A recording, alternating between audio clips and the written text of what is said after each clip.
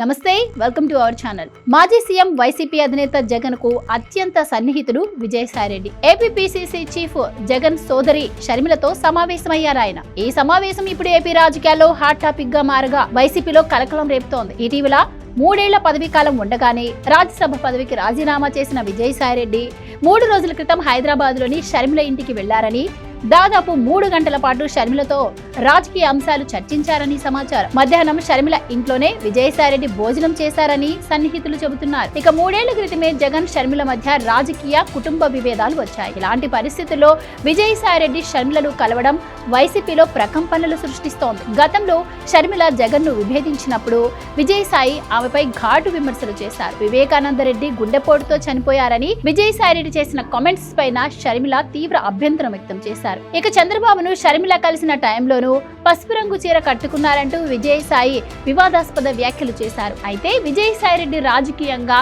షర్మిలపై చేసిన అనుచిత వ్యాఖ్యల వల్ల ఆమెతో దెబ్బతిన్న సంబంధాలను మళ్లీ పునరుద్ధరించుకోవడానికి వెళ్లారని అంటున్నారు. విజయసాయిరెడ్డి రాజీనామా చేసిన టైంలో షర్మిల స్పందించారు. వివేకానందరెడ్డి హత్య వెనుక ఏం జరిగిందనే విషయాలను విజయసాయి ఇప్పటికైనా బయట పెట్టాలని షర్మిల సూచించారు. విజయసాయి వైఎస్ జగన్ కు అత్యంత సన్నిహితుడని, జగన్ ఏ పని చేయమని ఆదేశిస్తే ఆ పని చేసేవారని షర్మిల అన్నారు. ఇక జగన్ విశ్వసనీయత కోల్పోయారు కాబట్టే విజయసాయి వైసీపీ నుంచి వెళ్లిపోతున్నారని కామెంట్ చేశారు షర్మిల. ఈ నేపథ్యంలో విజయసాయి షర్మిలను కలవడం ప్రాధాన్యత సంతరించుకుంది. వివేకానందరెడ్డి కేసులో విజయసాయిరెడ్డి షర్మిలకు సాయం చేయాలని డిసైడ్ అయితే జగన్మోహన్ రెడ్డికి చాలా కష్టాలు ఎదురయ్యే అవకాశం ఉంది. ఇక వారం రోజుల క్రితం వైసీపీ ద్వారా వచ్చిన రాజ్యసభ ఎంపీ పదవికి రాజీనామా చేసిన విజయసాయిరెడ్డి భవిష్యత్తులో వ్యవసాయంపై దృష్టి పెడతారని ప్రకటించారు. ఇక 2 రోజుల క్రితం వైసీపీ ఆ పార్టీ ప్రాథమిక సభ్యత్వానికి సైతం విజయసాయి రాజీనామా చేశారు. ఈ లేఖను పార్టీ చీఫ్ జగన్ కు పంపారు. Please subscribe to Leo news